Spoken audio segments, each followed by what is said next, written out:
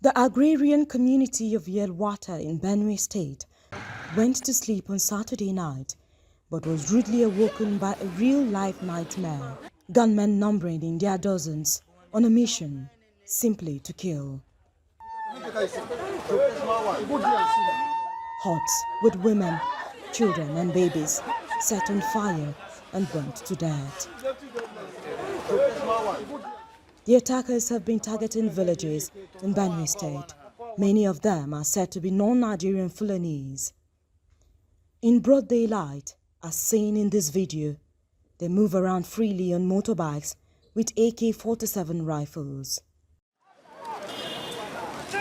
Locals in different parts of Benue State have been fleeing their homes in droves. In Yelwata, what were once homes are now burnt out clay bricks and ashes, and the survivors are left in anguish. They have killed 3 persons in a house. That was the starting of the massacre. Yes.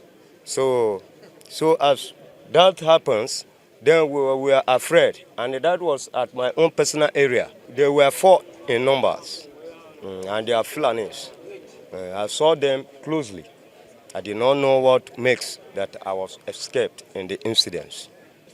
My family members affected, they are 5.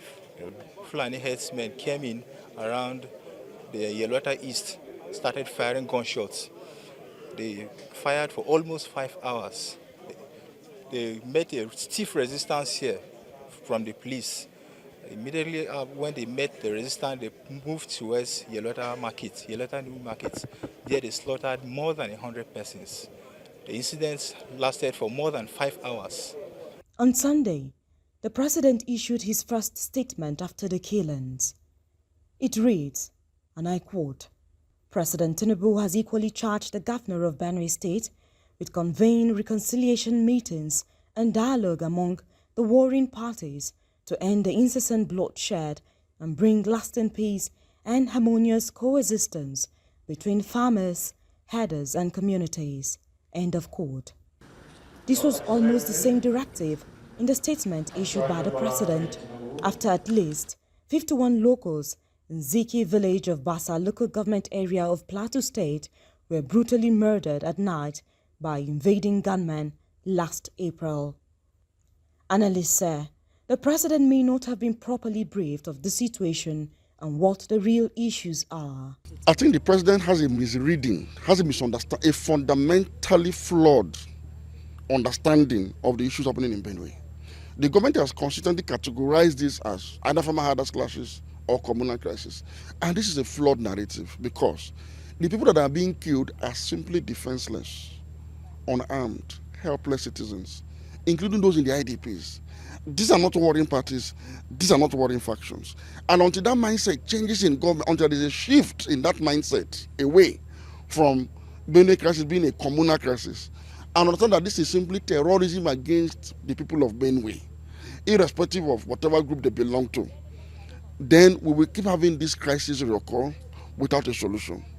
So we are saying that every authority of conscience, every nationally constituted government, state government, local government should rise up to the defense of, the embattled people of Benue. Critics also say the president's directive is the government's way of deflecting responsibility. You can't ask people that have been killed to dialogue with their killers because the living and the dead do not dialogue.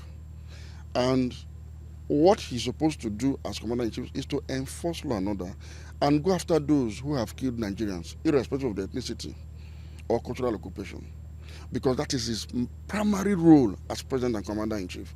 Anything short of this is an application of responsibility. So you cannot therefore reduce these clashes, these land-grabbing tactics by Fulani jihadists and say it is farmer herders clashes, communal clashes. Then you now put a caveat there that the warring communities, should hold peace and reconciliatory meeting.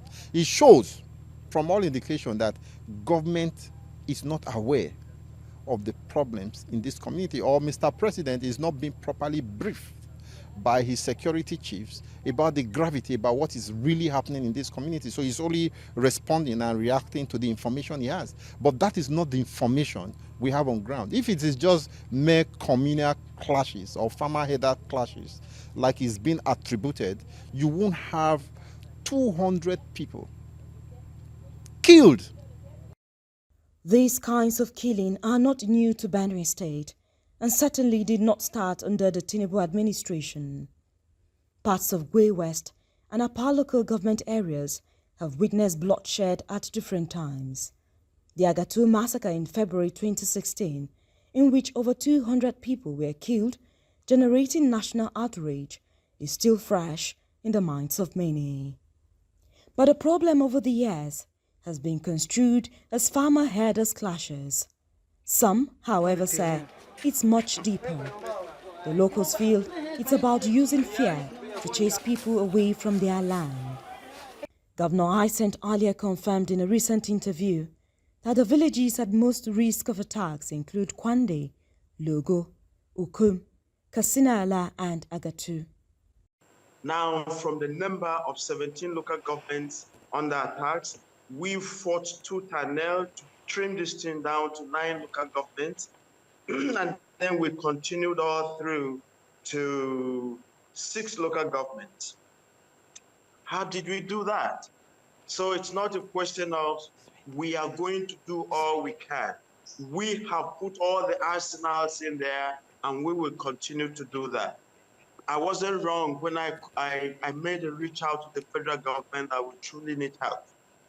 And the help has been coming. Since the local government, Ukum and Katsina local government, call that Axis Sankara. When I made a reach out to the federal government, we had some very strong support.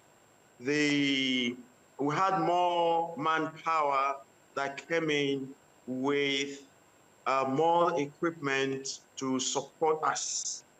And this is why now you are not hearing Katsina Ala, Ukum, or Logo local government. The governor has also been blamed by his critics for not doing enough to support federal security deployments sent to the state. So we want to say that it is an orchestrated campaign, to eliminate Benue people from their land, to displace people, to cause mass terrorism, that our people will not be able to stay in their lands peacefully and then leave it for invaders. So I am going to tell you that, yes, there are elements of politics to these things, because we cannot imagine why the governor in Benue would sit and watch his people being killed and he is not able to call a spade, and it is unfortunate, The aftermath of Yelwata killings has been protest as people take to the streets of the capital, Makurdi, to demand action. I am protesting because right now we are standing on the dead bodies of our mothers, our fathers, our brothers and sisters. We have become IDPs in our own very country. These killings have persisted for years. A lot of talks have gone on. Only last year, 500,182 people were displaced. We have 21 IDP cars in Benue. These killings won't stop. Up until this moment, nothing is being done. The meaning of this, look at the child of 2 years old, butchered with contract. That it is only the federal government that can give them the mandate to engage these people. So my people should be killed. My people should die all before government will talk about this. What is the meaning of this?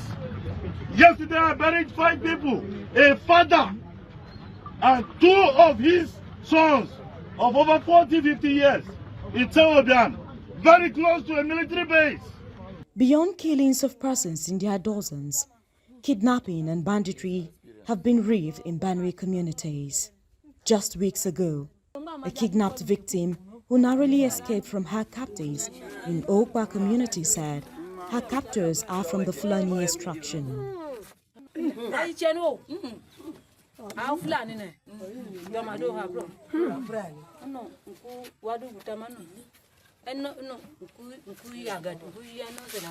This is the drama that this is the bush.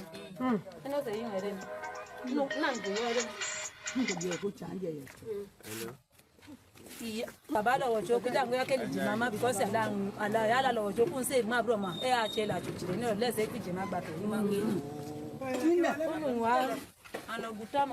President Bola Tinubu, unlike his predecessor Muhammad Buhari, is expected to visit Benue to condole with the state. But certainly, the ability of armed persons to move freely with sophisticated weapons and commit havoc, not just in Benue State, but other parts of the country, is a sober reminder that the Commander-in-Chief needs to take a deeper appraisal of the security gaps, take tougher decisions, and recalibrate his security architecture.